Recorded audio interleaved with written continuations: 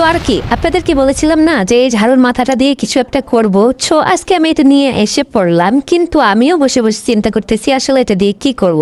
তারপরে হঠাৎ করে মাথায় আসলো যে এটা দিয়ে একটা সুন্দর আইডিয়া করা যায়। কিন্তু আপনাদেরকে যদি এখন আমি একটা কথা বলি, এটা তো আপনি বিশ্বাস করবেন না, বলবেন যে হ্যাঁ মানুষ আবার এরকম কাজ করে, আবার ভুলেও যায়।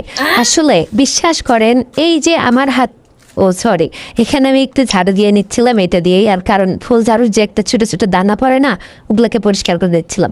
এই যে এটার কথা বলতেছি, দেখেন ওষুধের বক্স থেকে এটাকে পেয়েছিলাম, এবং এটাকে আমি যে রং করেছিলাম সেই রং করা ভিডিওটা আমি যে কখন ডিলিট করে দিছি তার কোনো ঠিক নাই রে ভাই, ভাই রে ভাই, ভাই রে ভাই।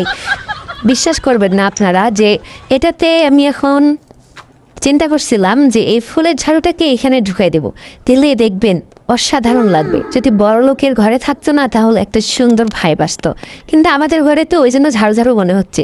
এখন আপনারাই বলেন তো এটাতে আমি কি করলে একটা সুন্দর ভাইব চলে আসবে।